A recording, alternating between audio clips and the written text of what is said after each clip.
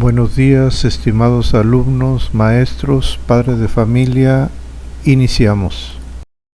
Es importante definir que la historia estudia e interpreta los hechos históricos más importantes del pasado de la humanidad.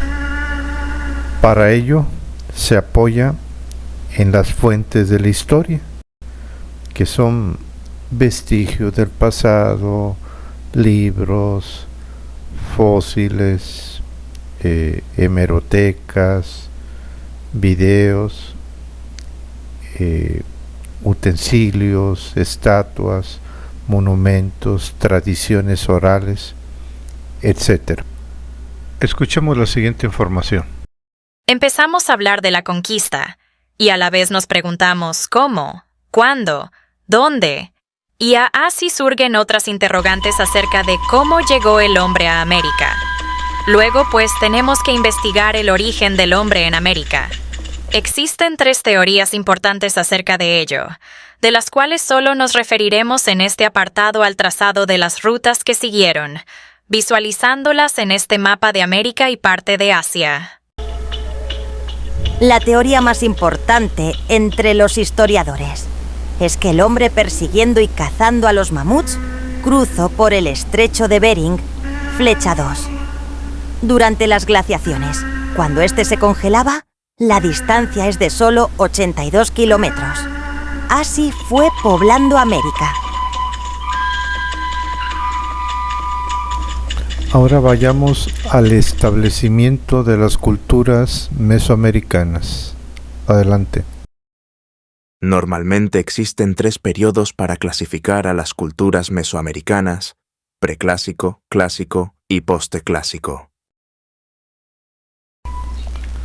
Es decir, que estas civilizaciones habitaron Mesoamérica en los periodos que señalamos, pero que abarcan antes de Cristo y después de Cristo, hasta el año 1521, donde se relata la conquista, la llamada conquista, entre comillas, de Tenochtitlán.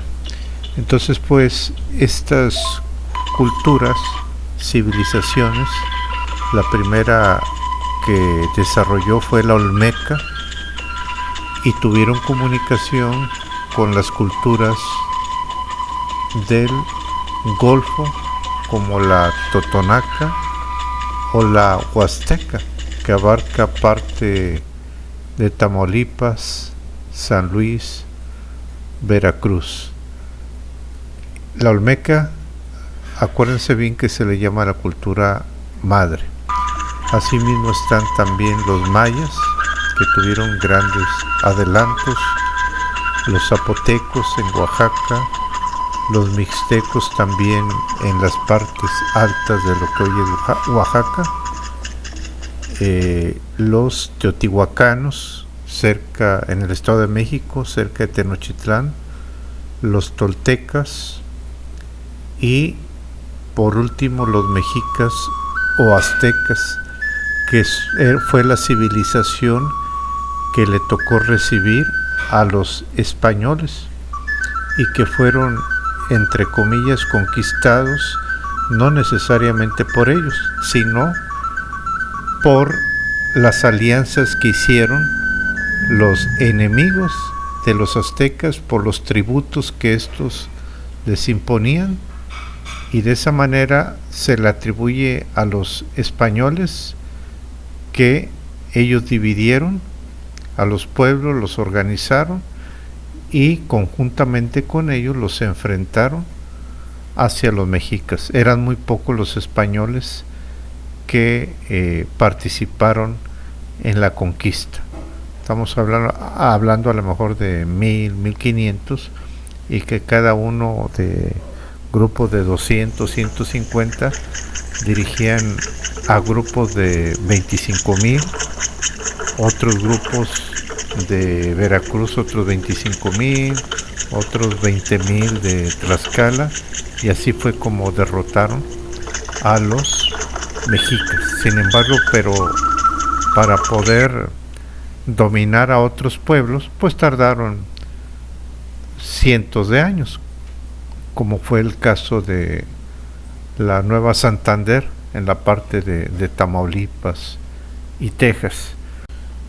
Bien, pues también nos corresponde hablar sobre el papel protagónico que tuvieron las mujeres, que no fueron simples servidoras, sino que los mesoamericanos también conocían que ellas podían influir en los hombres y podían tejer alianzas y tenían sus inteligencias para ello.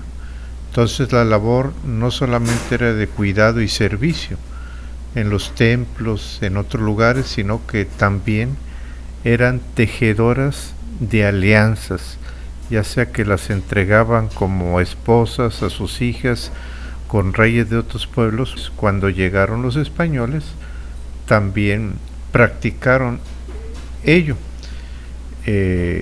Un caso muy protagónico es Marina o Malintzin o Malinille, que por ahí la entregaron de esclava a unos españoles que llegaron cerca de Tabasco por el río Grijalva, y fue esposa de un marinero. Después la vieron platicando en el mercado y se dieron cuenta que hablaba náhuatl.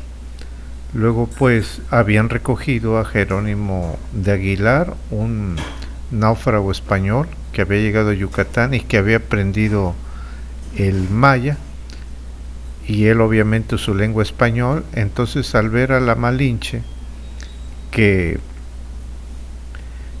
hablaba algunas lenguas, la Malinche se comunicaba en náhuatl con los aztecas. Ella en su mente lo traducía a maya y se lo decía a Jerónimo de Aguilar en maya, y Jerónimo de Aguilar lo traducía a Cortés en español.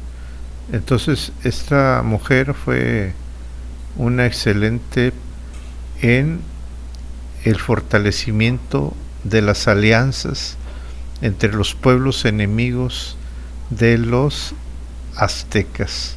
Después Cortés la tomó como esposa, y por allí un hijo muy famoso, Martín Cortés.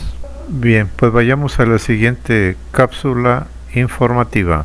Adelante. También cabe destacar que durante muchos años, aquí en México, a las personas que preferían lo extranjero, ya sea en productos o personas, se les denominaba malinchista, entre comillas, en honor a la Malinche, que se decía que era traidora, ya después del Tratado de Libre Comercio entre México y Estados Unidos. En 1992, empezó a usarse menos este término despectivo a la memoria de esta mujer. Qué importante es que en la actualidad se reconozca el papel de las mujeres que estén a un lado o en otro de la historia. Como preámbulo al tema que empezaremos a hablar y que ya hemos tocado anteriormente, pues estamos comparando la vida de los pueblos mesoamericanos del sur con la cultura regional, es decir, la huasteca, que se vivió paralelamente en aquel tiempo. Me encuentro en el Museo de Historia Regional de Tamaulipas, y como veíamos también anteriormente sobre que el hombre persiguió a estos seres, aquí podemos ver un poco más directamente algunas piezas de molares, vértebras que se han encontrado aquí en Tamaulipas. Aquí vemos un número de mamut y un cráneo de los caballos que existían antes de que los españoles introdujeran el caballo moderno. Muy bonito que está este museo, esta galería. Podemos ver la vida cotidiana de cómo se molían el maíz, el amaranto, otros productos americanos, y podemos aquí interpretar, como les decíamos en las fuentes de la historia, interpretar con estos objetos, con estas piezas, cómo vivían nuestros antepasados. Recuerden que somos una mezcla entre pueblos amerindios y europeos, en su mayoría españoles, y una parte de México con personas afromestizas. Entonces aquí estamos viendo cómo ellos, con estos objetos, cómo era la vida, cómo era el arte de aquel tiempo. Los invito a que vengan a visitar este museo para que estén más inmersos en el conocimiento de la historia. Cápsula informativa. Adelante. Continuando con este recorrido, podemos apreciar la gran riqueza cultural de nuestros ascendientes autóctonos. A la vez viajamos a través del tiempo y nos ubicamos en los horizontes culturales observando a la cultura huasteca, perteneciente en la clasificación del estudio a las del Golfo de México como son la Olmeca, Maya y Totonaca. Y a la vez contemplar estas maravillosas obras. Aquí tenemos a lo que se dice de los maestros arqueólogos de la región de la Huasteca, que se cree que esta es la máxima obra cultural de Mesoamérica. Es una réplica. Yo vi por ahí otra réplica en la presidencia municipal de Tamuín. Original está en el Museo de Antropología de México. Ha sido un regalo para mí haberla encontrado, aunque sea una réplica. Aquí vemos el niño rana que trae este joven adolescente. Repito, muchos historiadores creen que es la máxima obra cultural de Mesoamérica. Ahí se las dejo de tarea. Y podemos seguir apreciando otras obras de la cultura huasteca. Pues aquí en Tamaulipas lo que abarca la cultura huasteca es Tampico, Madero, Altamira, González, Mante, Jicontenca, La Antigua, Nuevo Morelos, Ocampo, Yera, parte de Jamoave y parte de Victoria, y a nivel nacional parte de Hidalgo, parte de Veracruz, parte de San Luis y obviamente Tamaulipas. Como te habrás dado cuenta con la información que te he presentado, México no existía. No era así antes de la llegada de los españoles. Se hablaban diferentes idiomas. La mayoría de la población eran campesinos. Los cultivos, el maíz, el frijol, calabaza y otros. Había muchos mercados o tianguis que hoy hemos adaptado a nuestra actual cultura. El pueblo más poderoso a la llegada de los españoles eran los aztecas, que imponían muchos tributos e impuestos a otros pueblos y no dominaban a todos ellos. Al norte de nuestro actual país se encontraba, a lo que llaman los historiadores, Aridoamérica. Allí existían grupos de pueblos nómadas que sembraban poco maíz y vivían de la caza y pesca.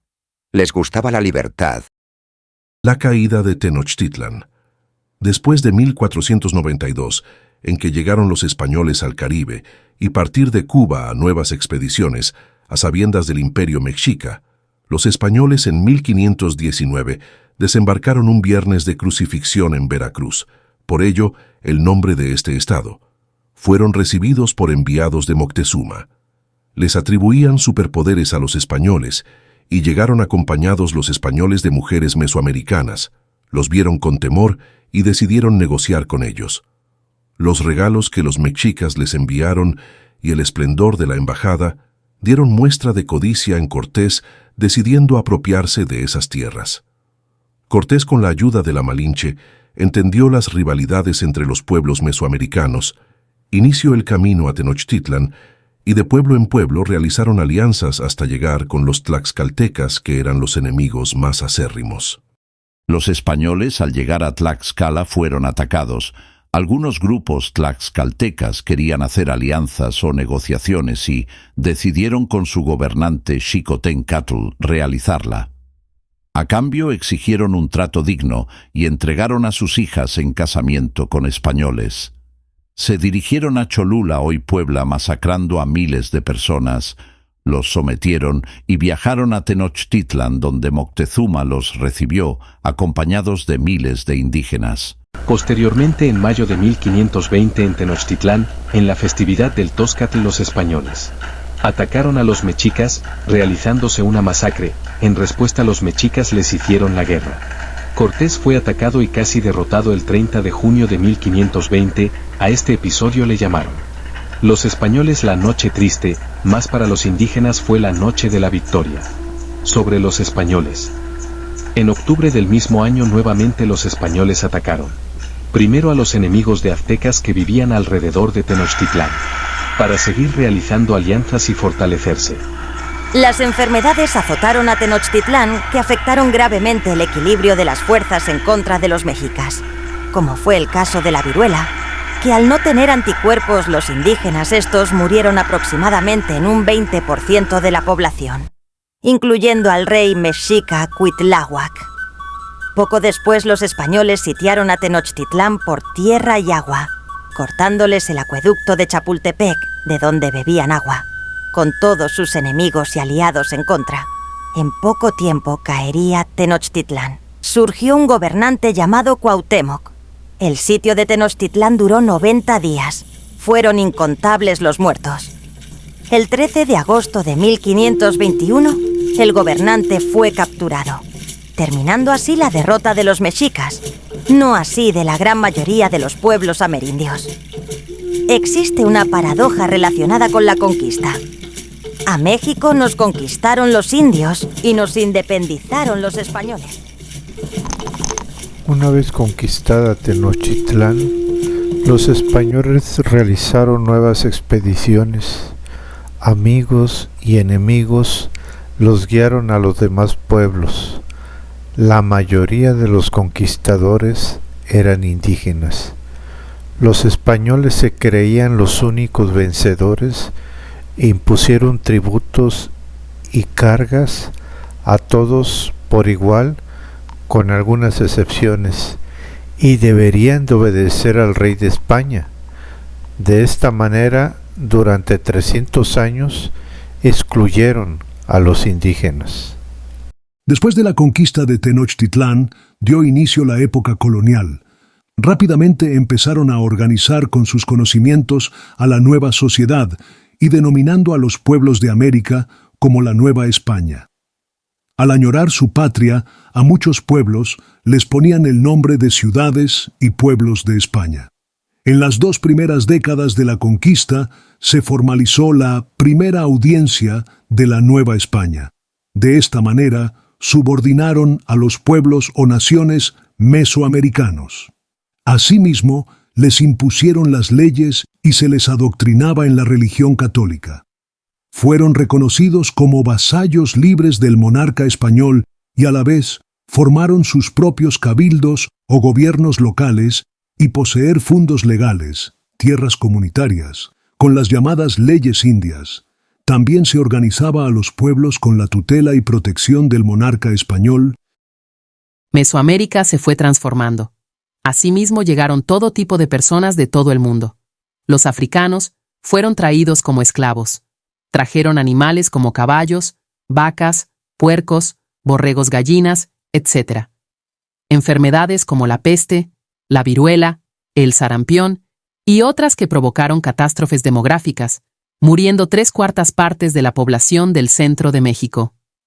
Los productos mesoamericanos se comercializaron a nivel mundial, como la grana cochinilla que se utilizaba para teñir ropa, aguacate, maíz, cacao, entre otros. Parte de la nueva organización fue que llegaran muchos sacerdotes católicos a implantar la religión católica, desde luego apoyada con la dominación militar y leyes que les otorgaban beneficios que les habían arrebatado.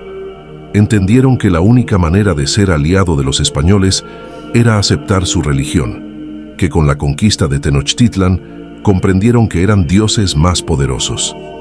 Asimismo, el nuevo gobierno prohibió las antiguas religiones, fiestas y banquetes que acompañaban y fortalecían la amistad y lealtad entre pueblo. Los indígenas practicaban la religión católica a su manera. Para los europeos, el objetivo era salvar su alma. Para los amerindios, era vivir bien en la tierra, en armonía con la comunidad y su mundo. Importa más lo colectivo que lo social. En los pueblos indígenas aún creen que las personas tienen 7 o más almas. Existe una paradoja que han publicado antropólogos, refiriéndose a la época colonial. Los indígenas son gente buena con dioses malos, y los españoles tenían dioses buenos, pero con gente mala. Parte de ello se describe en una carta enviada por un virrey a España. Con el descubrimiento en el norte de metales preciosos como la plata y el oro que tenía gran demanda en España, los indígenas fueron obligados a explorar nuevas tierras para la minería, y además las cultivaban para alimentar a los mineros. Fueron obligados a trabajar en las minas y murieron muchos en esta actividad. Los africanos sustituyeron en mucho el trabajo de las minas, lo cual fue un alivio para los indígenas. Los españoles y su gobierno se hicieron ricos a causa de la explotación laboral que beneficiaba a España, ya que todo se exportaba. Todos los puestos de gobierno estaban reservados para españoles y sus descendientes llamados criollos, así como solo ellos podían ser sacerdotes. Ante ello, con el paso de los años, los españoles se quedaron con las tierras y riquezas de los indígenas, incluyendo la de sus aliados. Es así como se creó un régimen colonial que favoreció a los españoles y descendientes. Pues eso es todo. Espero que te sirva como una realimentación, como una clase, como un repaso. Dale like y suscríbete para en otra ocasión que suba otro video, primero Dios, te ayude, y compártelo con otros compañeros, con otros maestros, con autoridades. Y me despido con esta imagen que representa al Calmecac, que era la escuela de los niños y adolescentes aztecas. Saludos.